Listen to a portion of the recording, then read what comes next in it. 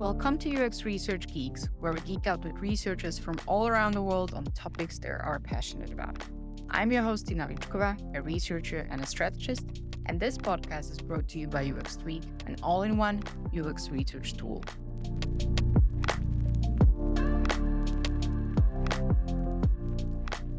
This is episode 7 of the third season of UX Geeks, and you're listening to me talking to Yao, the creative force behind Research Copilot. In this episode, we'll explore how Research Copilot is redefining UX research by integrating AI technology with human insights. Get ready to explore the future of user experience studies and how AI is making a significant impact in this field.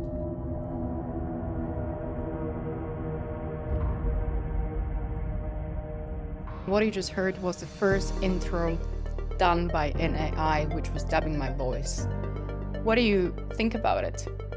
I think it's pretty close, although, yeah, if you now know, you can see the difference. But I thought this might be a good way how to start this episode about artificial intelligence with Yao. And sorry for the quality of my voice in this episode. I have been a little bit sick before, so you might hear that as well. That is not AI.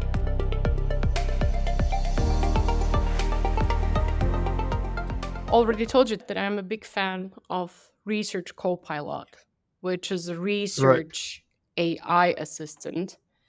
And I'm super curious how you or Research Bookmark came to this idea. So let's start there. The Copilot it fits with the natural mission that we have, right? To bring US professionals to a place of knowledge where knowledge resides and then to be able to do their work. Now, that second part has been really challenging over the years with Research Bookmark. It's okay, maybe I come to this ecosystem of learning how, we have a search engine just for UX as well. You can search there, you can get information, but how do I do my work? We've realized quickly that people will come, use the tool sometimes, and then they'll flow out and they'll still need help along their journey of being UX professionals, research design. So as an opportunity came up and ChatGPT allowed folks to build GPTs, guess what Research Bookmark has is incredible amount of data on user research, how to conduct research, when processes. So we've gotten into the flow of starting to teach this GPT how to conduct research. So it's not just done, hey, learn how to conduct UX research. For us, it's looking at how the bot actually behaves.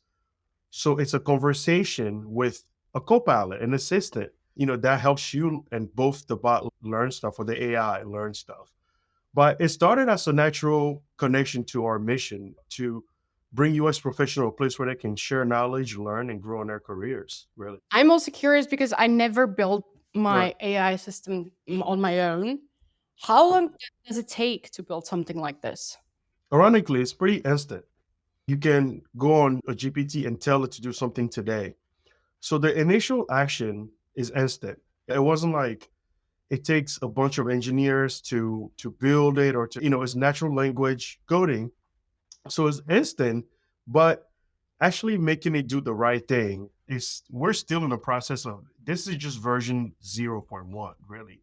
We're still in the process of helping it become better every day. As we get feedback from folks like yourself, we use it ourselves, we get feedback, we then improve. So I think it's going to take months to get it to a place where any user experience professional can come and be satisfied with it, but years to perfect it. I think it'll never be perfect. It's continually moving as trend changes, methods changes, whatever people are looking for now, we're going to help it and teach you how to do that. Maybe I can share a little how I'm using it because I started to freelance in May this year, last year, sorry, it's 24 already.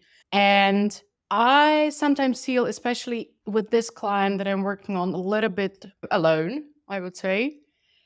And it really helps me sometimes to have this conversation without waiting for answers of my friends and colleagues from the business. Or what do you think if I approach this like this?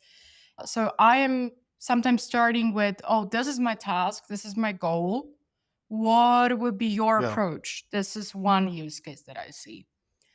Another one is that I'm sometimes sharing my scripts for interviews with customers of my customer just to see if I'm going the right path. And Research Yes. Copilot also Yeah. offers me additional questions, which I don't usually take as they Yeah. are, but they give me great inspiration. Last one was, yeah, I asked Research Copilots to promote itself, and that's where I posted it. And it told me also that Yeah. Julian Della Mattia, who I'm greeting with this, yeah, I had to do something about it, and he was super surprised. So it's Let's talk about that as the for a smallest second. mis- Super interesting because I woke up Uh-huh. to the notification.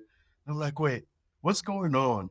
The co-pilot is consistently being fed everything we're doing. And that week, I don't know if that week or the week after, we were having our last webinar of the year, which was around networking and UX. And Julian was part of that.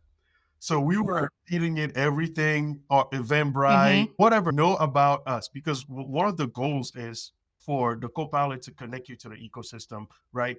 The Copilot has specific set of skills, but how do we help UX professionals understand that Research Bookmark has newsletter, live webinar and learning, classes, and so forth. So we're trying to help it understand also our context. So Julian Ličková was like, again, another thing we could have not predicted with the chat, the GPT is Mm. people's name coming up was like, oh, learn how to do research operation like Julian, for example. It's broad, but it may be able to take some of his learnings online and really help people understand more about that. Yeah, that was very fun. I don't think Julian Julian found it found that it. funny. So yeah, It's the early stages, yeah, but it right. still can connect the dots. Oh, we have a seminar with Julian. Yep. So it's just in putting it into the right way. And I'm happy that we Yep. are addressing this, and thank you for explaining. Let's go back to the use cases. What other use cases do you see for a researcher where it can help you? The Research Copilot sits specifically at a place to help eliminate a redundancy that we see, right, in everything. Research plan, this is the template, this is that. These things we know are kind of part of our work, but the real work is speaking and connecting with our stakeholders, connecting with our participants, conducting studies, and then being able to bring valuable analysis back. This everyone does, no matter if you're a freelancer or you work in B2B or B2C, you're conducting research, you're analyzing, and you're communicating with someone. So the Copilot, sits exactly around there. I'm starting research. I just had a conversation with a stakeholder that is talking about, conducting research on subject A because we don't know anything about it. Sure. How can we take that and turn it into plan that makes sense for not only you as a researcher, but obviously at the beginning of our work, we connect with all types of stakeholders trying to align. Coming from this meeting with what I've learned, help me put together something general that can help me start that thinking process. It obviously has a lot to do with speed. It makes you faster as a practitioner, but more than speed, because speed is not quality. You still, it's a co-pilot, you still need to guide it, but it Mm. eliminates that blunt work of just creating a format that people can understand. We just left the meeting. Imagine me coming back before the end of that day and presenting a simple one pager on the objectives of what we're about to do. This helps us start a conversation right away. The fire of kickstarting a new work didn't die, right? And then tomorrow it can be refined from my stakeholders' notes or it's perfect. And we get to move forward with the other steps. So from starting research, bringing data into it, analyzing all this data is we're not looking at, we cannot see the data. OpenAI themselves cannot see the data that you're putting in there. They've been very open about like privacy. So bringing in data and being able to analyze and then output charts, and we're teaching it how to really do research analysis for user experience. This is different than using the general GPT and just doing whatever. So it helps anyone, whether you're a freelancer, you're on your own, and especially if you are starting in the field of user experience, right? Because some of the things it does, and we've been able to have it do now, is you're starting, you're maybe young or you're starting new on a specific method. You've never done it before. It can walk you through learning about that method as well. It's not just about getting the answer, it's also being taught to cheat while doing, which is the best kind of, which is what I call augmented learning, right? It's the best kind of learning. You're doing while learning at the same time. So we're really trying to create this behavior as is asking you questions back and forth and you're answering and you're moving on and getting what you want, you're also learning about, wow, I didn't know what that was called. This is a new method of, or a new way of looking at the work I'm doing. So it's a bombshell on its own. It can do everything, but the thought is, what do you want it to do? How do you train it in that specific, in those ways, support a UX professional? Maybe the more traditional people will argue it's not good for the beginners because they have to learn the basics first. But I like your point that it actually can learn you and lead step by step. But I'm wondering with that, how much can a beginner rely on what Research Copilot is telling? Because this is where I struggle a little bit, about the ChatGPT hallucination. So, how much hallucination Yeah. has So Research Copilot, do you think? knowledge is about triangulation, right? You can never rely on a sole source to teach you or know Mm. everything. So let's start from there. If you are learning anything, user experience or otherwise, you triangulate knowledge. So what we essentially want to happen, or the behavior that we're looking to like cultivate, is this of the co-pilot being there for no matter where you start, especially starting, you need a bit of hand holding. And right now, it seems like to me, all of the sources that are also out there are on their own.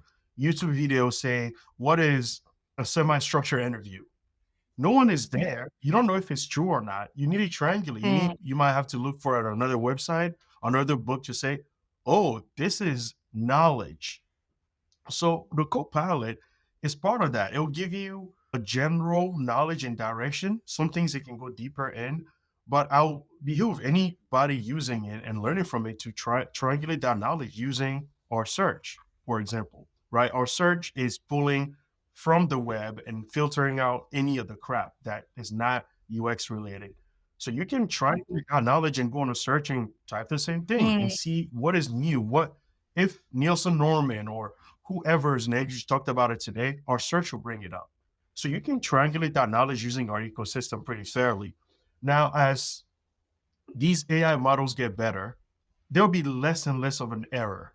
But again, to avoid all of this, we are training it specifically to be a UX professional's copilot, not just a research, not just so everything from the beginning, everything we define while building research bookmark is being thought to it. So it has a great foundation. So that's how we eliminate a lot of the random answers and hallucinations, that kind of stuff right now. I love the fact that everybody is talking about AI in our business, but you actually did something. And I appreciate it. Let's geek out a little bit. What is your vision on where AI is going to take research in the um, next years? if you're not doing this already, get back out and talk to people in person. Start to cultivate skills that are face-to-face based.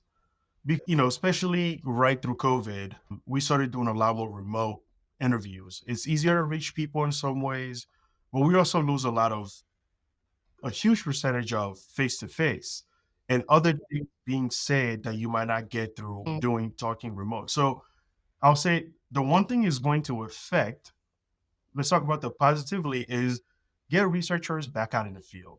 I like being in the field. I like talking to people face to face. Not every situation dictates it. It's not every time that you need to go and waste company money, but some especially when you're really looking at improving experience on something that's been faulty, you want to be in the field, right? You don't want to keep collecting data through attitude, just this face-to-face interviews over a screen. So I think AI is going to affect that. Companies will turn, or I'm hoping, no, no one's predicting the future, but I'm hoping companies will turn some of that budget to going into the field. So actually investing that into the research participant relationship so that we can go and save people. And this is being due to a lot of the other work being eliminated through the use of AI. So every tool you're using today, whether for analysis, is probably using some kind of machine learning. And they're probably going to use AI, right? Every tool, your repository, your transcript tool is doing analysis actually, right? There are tools out there now that just this interview will be transcribed as a research, analyzed, thematically analyzed, and then shot out for me. Okay. So if that work is going to happen, it's only going to get better. Let's be honest about it. It's going to get better and easier. What do they need you for as a researcher? Wow. Now that question becomes, it's a real question. If the product manager can launch research on their own, analyze, brought back answer, what do they need you for? Oh, this is the 97% part that we didn't get from the face-to-face interview is in the person, is longer term studies, more complex studies, diary study, eye tracking, being able to set up thorough and more robust studies is what they're going to need a human for, right? Stuff that we cannot readily automate to AI. So that's how it's going to change. We're going to be doing more complicated stuff. I think if user research keeps becoming its own pillar and growing, it's going to become more scientific. So right now, there's always talks on return on investment of user experience.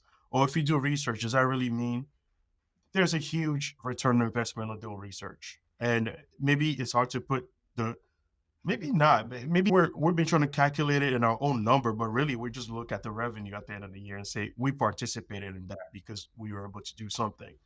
So I think as those things are changing, AI is going to bring about a lot of those changes, and I'm hoping it pushes some of these through things like again conducting research in person, being face to face, more human with people, and then on the other end, it's going to fast track work to the point where it is going to put, if you don't have the right skills and you're not in a community like Research Bookmark, you're not learning and feeding yourself every day, it's going to make you liable to not succeed in the industry.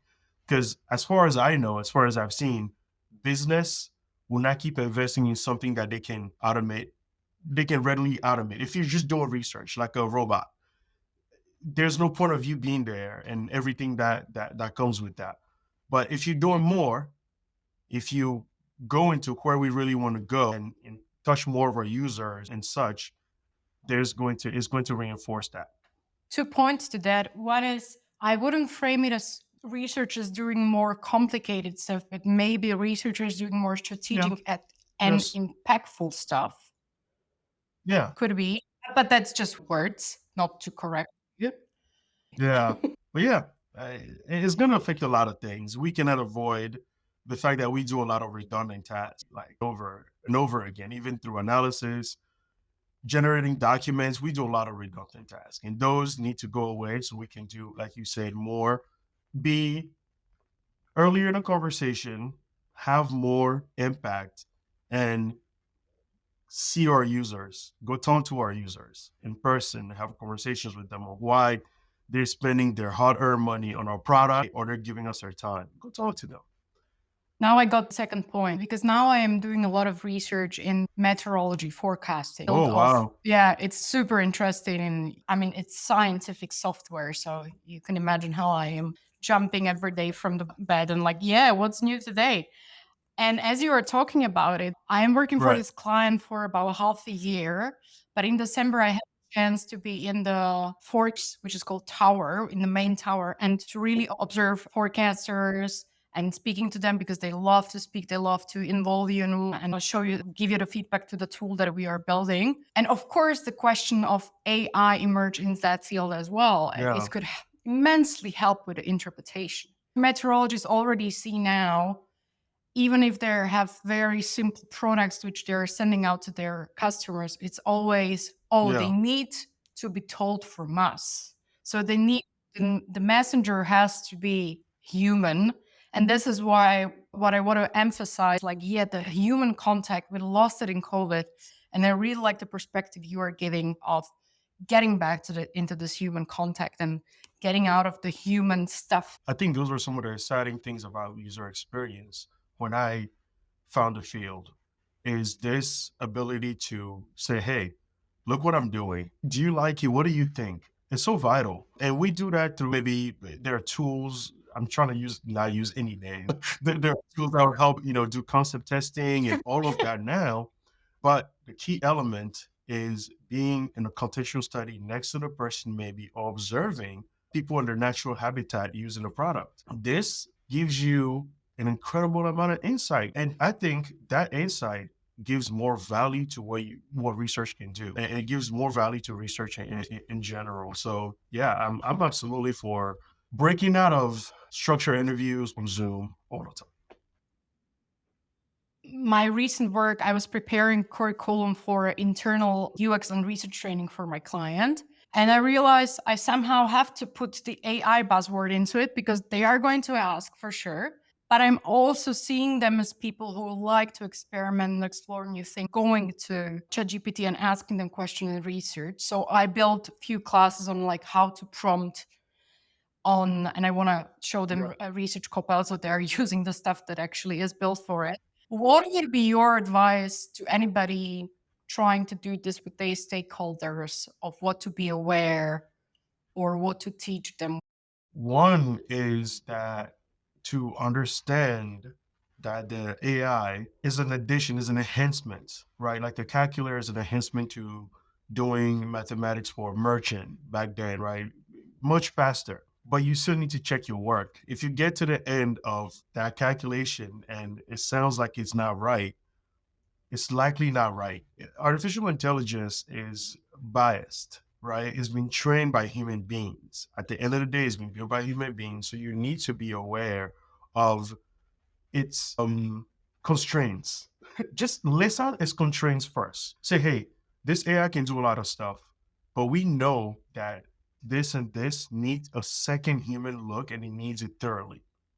So now you eliminate a human being stay 15 hours drafting this document, but you use those 5 hours to really improve the document, to reach perfection at a much faster rate. I think those are some of the things to mention first is what are the limitations of this AI that we're using? And then what are our guidelines to checking our work, right? It's helping you, but you have to check. So actually a focus on checking thorough work and making sure it responds to the way it behaves the way that you intended is number one. Because it can do anything, right? It's not just a calculator. It can do anything for you, but you need to have your own guidelines on how you want it done. I'm going back to the beginning where we were talking about it and how much time did you Yeah. spend on building Research Copilot. Where would you like to see Research Copilot also in Yeah. kind of the ecosystem of Research Bookmark in the next months, Cool. maybe even years? I want it to naturally flow into the US professionals' work. So actually, in a couple of weeks, or right around a month, when you go on Research Bookmark, you'll come more into an ecosystem of tools that help you grow more than just a search engine. You're going to see a newsletter. You're going to see our classes, our apprenticeship program, so that you can walk into, choose your own adventure. And I would like to see the Copilot Mm. be a strong foundation in a UX toolbox for any professional. We are reaching designers and how they do research and how they do their work as well. We'll end up, research bookwork essentially will end up being the hub, the train station for our UX knowledge. This is the goal, but it's starting at a fundamental level, which is research, and then we go from there. So I want a co-pilot to be able to help any UX professional in whatever their obstacle is in that work process. Whether they are about to have a conversation with a stakeholder and they're like, I've never talked to this person. We're talking about, I don't know, construction, a subject I've never worked in. What are some questions I can bring up that are along the lines of experience that can help me build a relationship with a stakeholder? You can use a co-pilot for that, right? Like deeper stuff. You can use it for basic analysis. You can use it to give you the right type of language to speak to a specific set of, to a CFO, for example, or the CTO, right? They're looking for different things out of your research. They're not looking at the same thing as a PM or the designers. How do I speak to them? What do I use, right? So you can use it for, I want to see it be integrated into the workflow of every UX professional, whether it's bringing about examples of layouts and how, why, and it should be able to do all of that. So that's what we're training it for. And as part of the ecosystem, it should strengthen the search. Hopefully, we get to build enough technology to connect it to the search. So maybe even in the future, we'll eliminate search. The Copilot will be the search. It will be everything. we can only dream, but it all goes in line with our mission of this ecosystem that any UX professional anywhere in the world on any device can use to learn and they grow their UX careers. Thank you. Again, I learned a lot. Thank you so much. I really appreciate talking to you. Wisdom.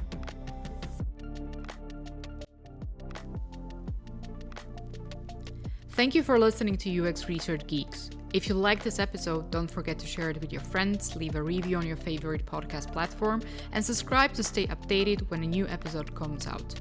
This podcast was brought to you by UX Tweak, an all-in-one UX research tool.